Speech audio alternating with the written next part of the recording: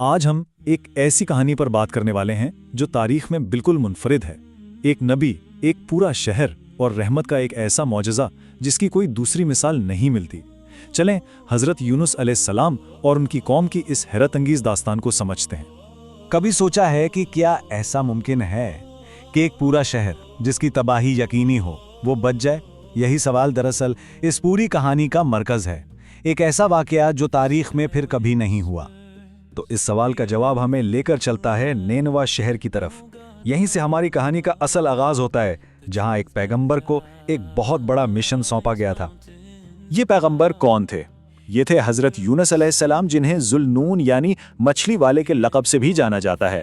اچھا، انہیں بھیجا گیا تھا نینوا کی طرف، جو اس زمانے میں کوئی چھوٹا موٹا شہر نہیں تھا، بلکہ 1,00,000 سے زیادہ آبادی والا ایک بہت بڑا شہر تھا۔ تو حضرت یونس علیہ السلام نے ایک لمبے عرصے تک، بہت عرصے تک نینوا کے لوگوں کو ایک اللہ کی عبادت کی دعوت دی، لیکن ہوا کیا؟ ان لوگوں نے نہ صرف ان کا پیغام ٹھکرا دیا بلکہ الٹا ان کا مذاق اڑاتے رہے۔ اب جب قوم نے مسلسل انکار کیا تو پھر آخرکار ایک حتمی وارننگ دی گئی۔ حضرت یونس علیہ السلام نے اعلان کر دیا کہ دیکھو، صرف 3 دن کے اندر اندر اس شہر پر اللہ کا عذاب آنے والا ہے، صرف 3 دن۔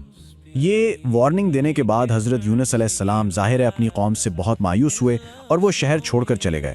انہیں شاید لگا کہ بس میرا کام یہاں ختم ہو گیا ہے، لیکن اصل کہانی تو اب شروع ہونے والی تھی۔ اچھا، ایک طرف تو پیغمبر شہر سے جا چکے تھے، لیکن پیچھے جو لوگ رہ گئے تھے ان کا کیا بنا؟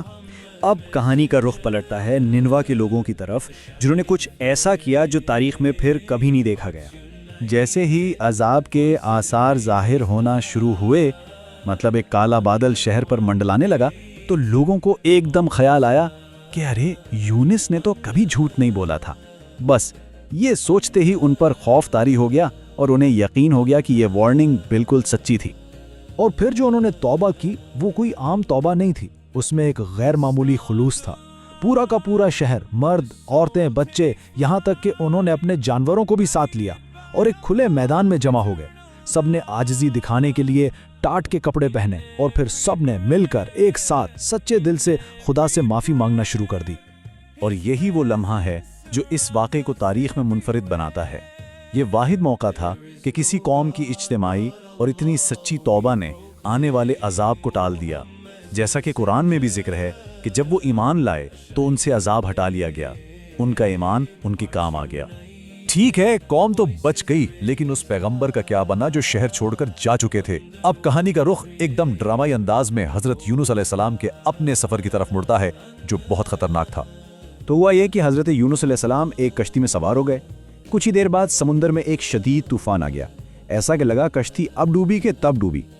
اس زمانے کے رواج کے مطابق مسافروں نے سوچا کہ ہم میں سے کسی ایک کی وجہ سے یہ مصیبت آئی ہے، تو انہوں نے قرہ ڈالا، اور حیرت کی بات یہ کہ تینوں بار حضرت یونس علیہ السلام کا ہی نام نکلا۔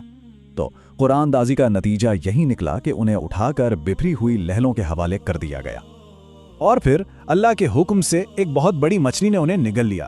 اب یہ کوئی اتفاق نہیں تھا، یہ خدائی منصوبہ تھا۔ مچھلی کو واضح حکم تھا کہ انہیں کوئی نقصان نہیں پہنچانا ہے۔ اب ہم اس کہانی کے سب سے نازک، سب سے گہرے حصے میں داخل ہو رہے ہیں۔ یہ پیغمبر کی اپنی ذاتی آزمائش کا وقت تھا جو انہوں نے مکمل تنہائی میں گزاری۔ ذرا تصور کریں، مچھلی کے پیٹ کے اندر حضرت یونس علیہ السلام ایک ایسی قید میں تھے جہاں ہر طرف اندھیرا ہی اندھیرا تھا۔ ایک تو مچھلی کے پیٹ کا اندھیرا، پھر اس کے اوپر سمندر کی گہرائیوں کا اندھیرا، اور پھر رات کی تاریکی، تہ در تہ اندھیرے۔ اور اسی گہری مکمل تنہائی سے تاریخ کی ایک سب سے طاقتور دعا نے جنم لیا۔ یہ اپنی غلطی کا مکمل اعتراف تھا اور اللہ کی وحدانیت کا ایک ایسا اقرار جس میں کوئی شک نہیں تھا۔ تیرے سوا کوئی معبود نہیں، تو پاک ہے، بے شک میں ہی ظالموں میں سے تھا۔ اور ان کی یہ دعا فوراً سنی گئی۔